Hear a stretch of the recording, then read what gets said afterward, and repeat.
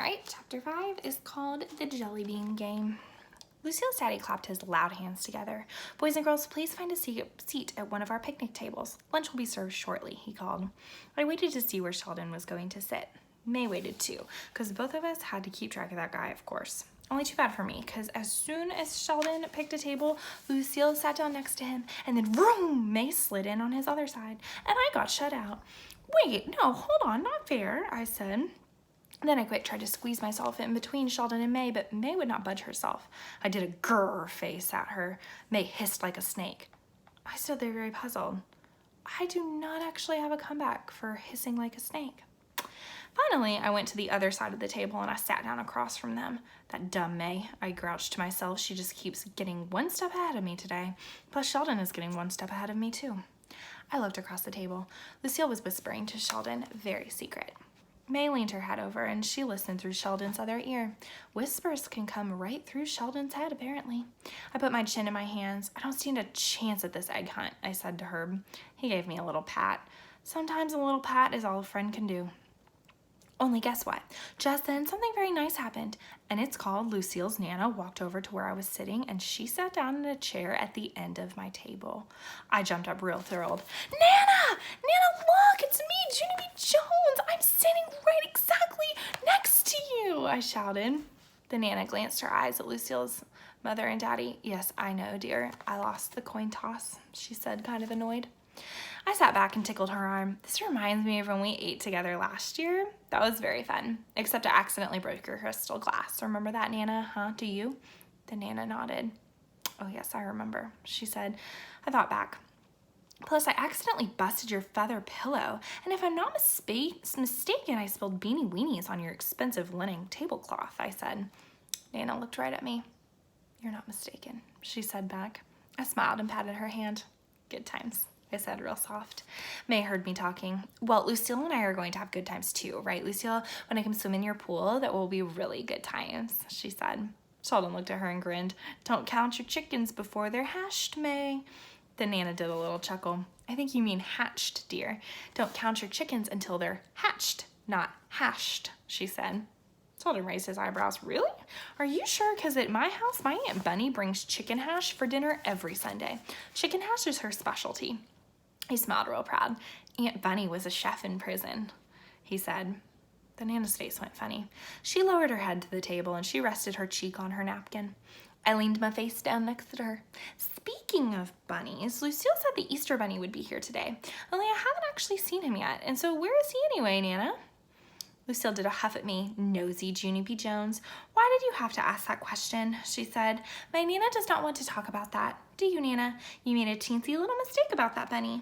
And now you don't want anyone to know about how you almost ruined the party. Nana did a groan. Lucille kept talking.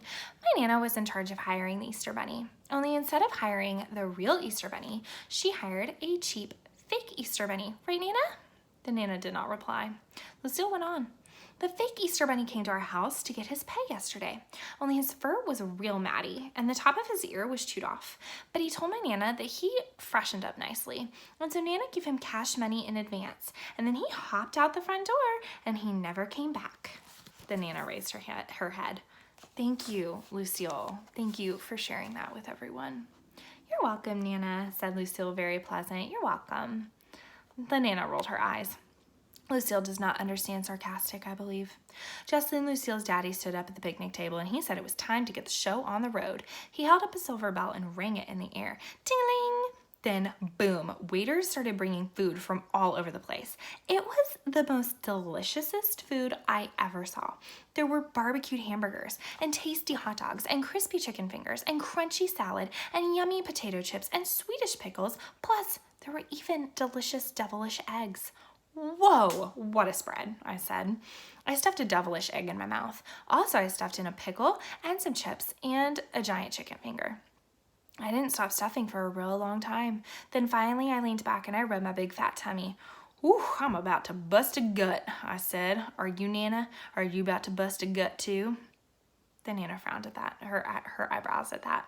Ladies don't bust guts, Junie B. I looked at her real surprised at that information. What? Really? Then what do ladies bust? Roger raised his hand. At our house, we bust our gussets, he said. Herb smiled. At our house, we bust our buttons, he said. Sheldon stood up. At our house, we just unzip our pants. After that, everyone at our table laughed and laughed, except not for the Nana. Finally, all of us got finished eating, and the waiters took our plates away. Then, wowie, wow, wow. Lucille's daddy brought the most beautiful box out that I ever did see. It was wrapped in shiny yellow twirly curly ribbons. Shiny yellow paper with twirly curly ribbons. He held it way high in the air so all of us could see. Whoa, whose birthday is it? I shouted real excited. Lucille jumped up and giggled. It's not a birthday present, Junie B. It's a game prize. Lost my place. She said, before we hunt for eggs, we're going to play a very fun game, and whoever wins the prize will get the thrill of a lifetime, right, Daddy? The daddy smiled. Well, we certainly hope the winner will be thrilled. It's a pretty good prize, we think. Just then, he put down the box, and he pulled out a jar of jelly beans out of a paper bag. This game is called the Jelly Bean Game. Can everyone see all the jelly beans in the jar? We've got a lot of colors, don't we? We've got reds and yellows and blues and blacks and greens and oranges and whites. He stopped and held up a finger. But, he said, in this whole big jar of jelly beans, there is only one purple. Ooh, we said together, just one purple. The daddy smiled. Then he put the jar back in the bag so we couldn't see the colors anymore. Okay, now I'm going to walk around to each picnic table, and you will have a chance to reach into the jar and pull out a jelly bean. But remember, you may only pull out one, okay? Okay, we hollered.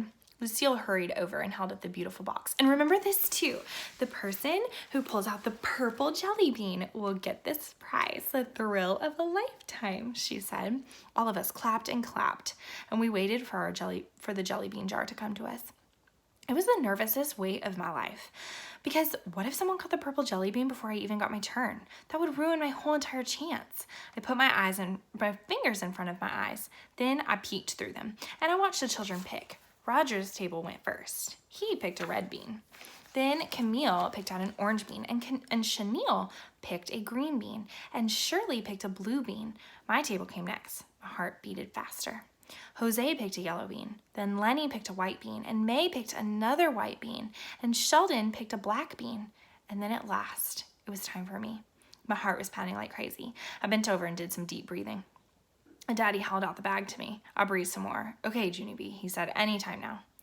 I stood up and did a gulp. Then very slow, I reached my hand inside.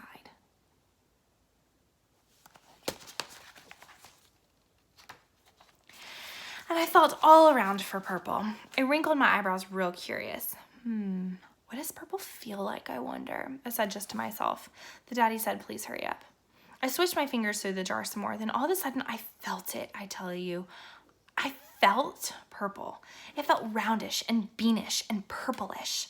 I grabbed it real tight. Then I quick pulled my hand out of the jar and I opened my fingers, and guess what? Guess what?